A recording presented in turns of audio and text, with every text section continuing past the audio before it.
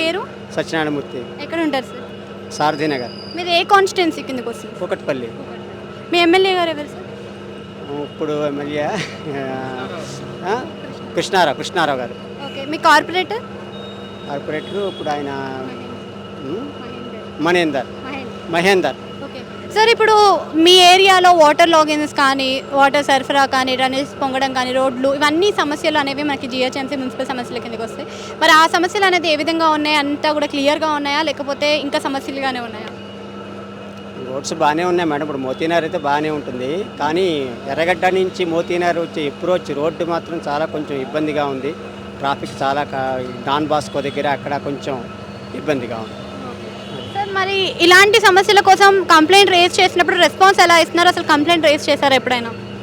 అంటే నగరవాసులందరూ కూడా, local people అంతా కూడా కంప్లైంట్ ఇచ్చారు.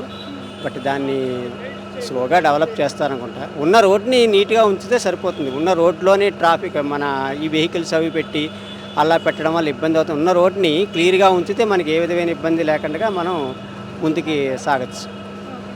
అంటే ఇలాంటి సమస్యల గురించి అంటే మీ ఎమ్మెల్యే కానీ, మీ కార్పొరేటర్ కానీ రావడం, చూడడం, చెక్ చేయడం చూస్తూ ఉంటారు. తప్పకుండా చూస్తారు. చూడకుండా వాళ్ళ యొక్క వృత్తి ధర్మాన్ని వాళ్ళు నెరవేరుస్తూ ఉంటారు.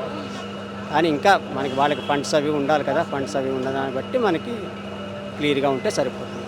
నెక్స్ట్ ఇప్పుడు జిహెచ్ఎంసీ ఎలక్షన్స్లో ఏ పార్టీ వస్తుంది అంటారు సార్? బీఆర్ఎస్, బీజేపీ, కాంగ్రెస్ ఏది వస్తుందంటారు? అంటే ప్రస్తుతం రూలింగ్లో మరి కాంగ్రెస్ ఉంది కాబట్టి దాన్ని బట్టి మరి ఎట్లా ఉండదో తెలియదు.